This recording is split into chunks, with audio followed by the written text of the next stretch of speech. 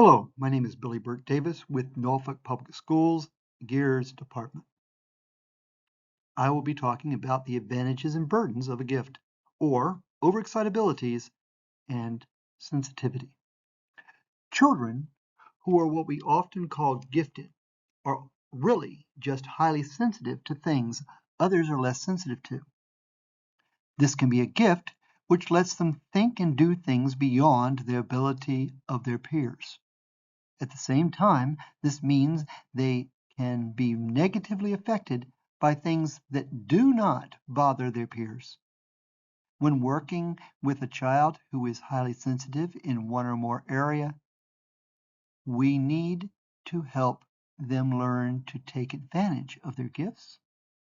At the same time, we need to help them learn to manage the stresses that the gift puts them under.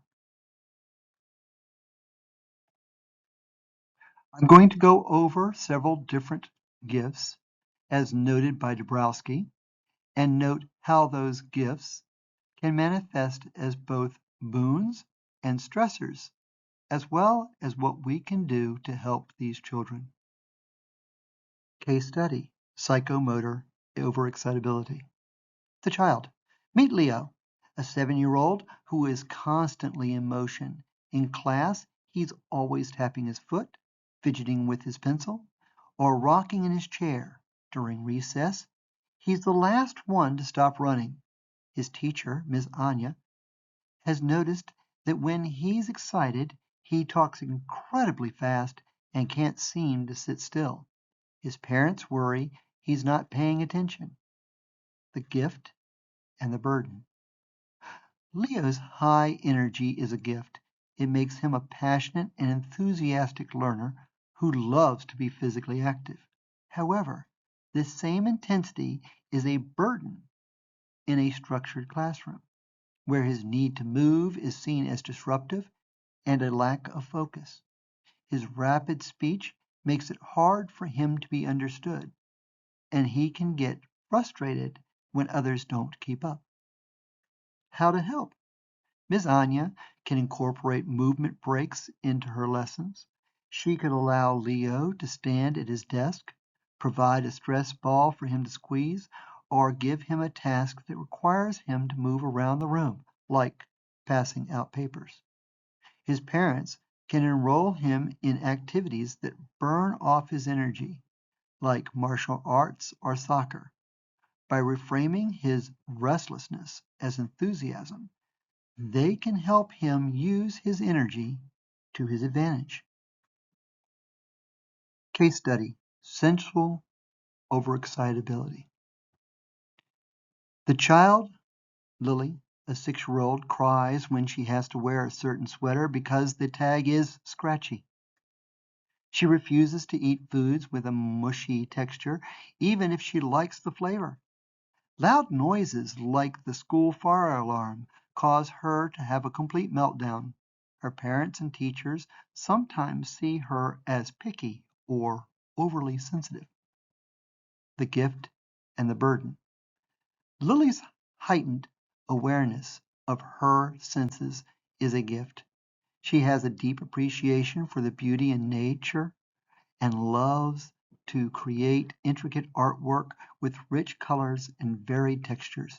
However, this sensory awareness is also a burden. Unpleasant sensations are magnified, leading to extreme distress. This can cause anxiety and make her unwilling to try new things. How to help? Lily's parents can help by buying her clothes with soft fabrics and cutting out the tags. They can also create a quiet, comfortable space at home where she can go when she feels overwhelmed by sensory input.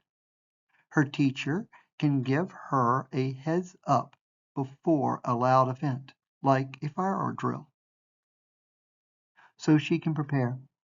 By validating her feelings instead of dismissing them, they can help her manage her reactions and find comfort in her environment.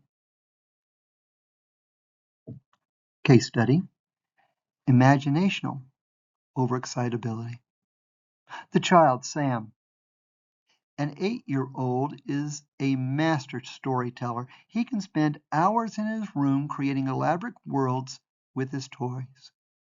He has an imaginary friend named Sparkle who he talks to regularly. However, his teacher, Mr. Jones, notes that Sam often gets lost in daydreams during lessons and sometimes struggles to finish his work because he's distracted by his thoughts. The gift and the burden. Sam's rich inner world is a gift. His vivid imagination makes him incredibly creative and innovative. He's a talented writer and artist with a boundless capacity for fantasy. The burden is that this same imagination makes it hard for him to focus on mundane tasks and can lead to heightened fears. His elaborate stories are sometimes mistaken for lies, which can damage his relationships with peers and adults. How to help? Mr. Jones can give Sam a creative outlet in the classroom by encouraging him to write a story or draw a picture about a lesson topic. His parents can provide him with a journal or sketch pad to help him organize his thoughts and ideas. They can also help him differentiate between reality and fantasy by asking questions like, what would a real superhero do? This helps him channel his imagination productively without losing his grip on reality. Case study, intellectual overexcitability. The child, Monique. A 9-year-old is an avid reader who devours books on topics from astronomy to zoology. She's always asking deep philosophical questions like, why do people lie? Or why are there so many homeless people? Her teacher finds her bright, but sometimes sees her as argumentative when she challenges an explanation or corrects a factual error. The gift and the burden. Monique's intense curiosity and love of learning are a gift. She's a natural problem solver with a deep capacity for analytical thinking. She has a strong sense of justice and a desire to understand the world. The burden is that her need for intellectual stimulation can make her appear overly critical or a know-it-all to her peers. Her deep concern for social issues can also lead to anxiety and a sense of hopelessness.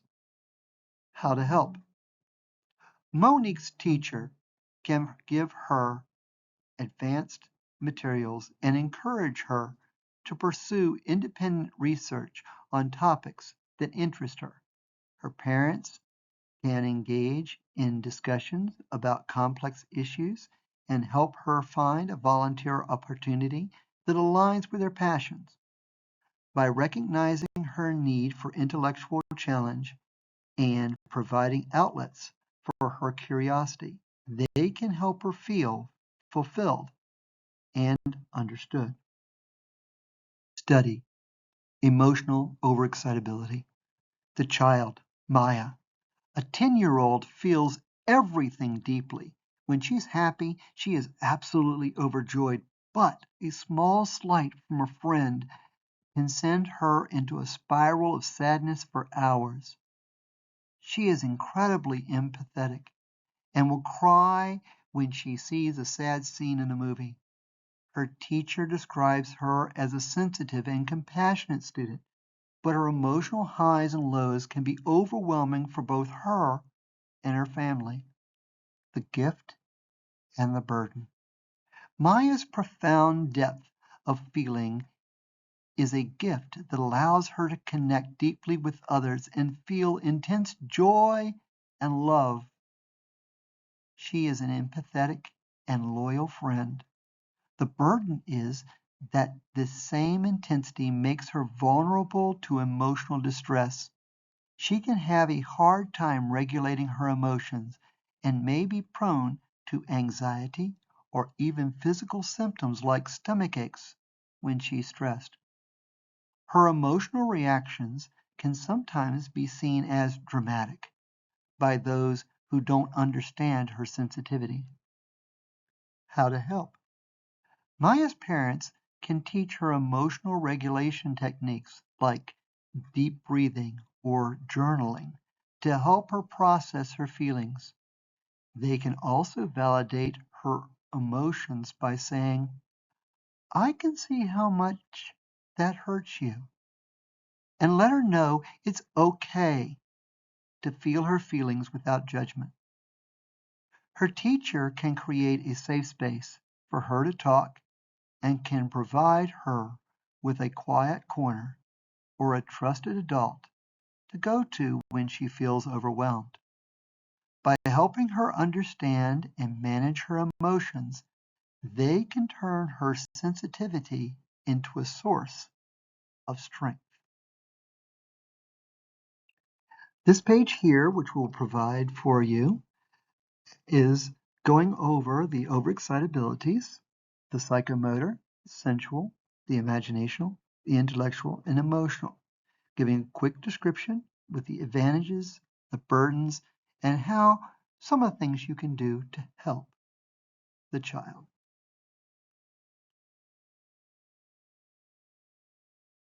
It is important as parents and teachers to help our children learn how to benefit from their high sensitivity while also helping them manage this stress that sensitivity puts them under.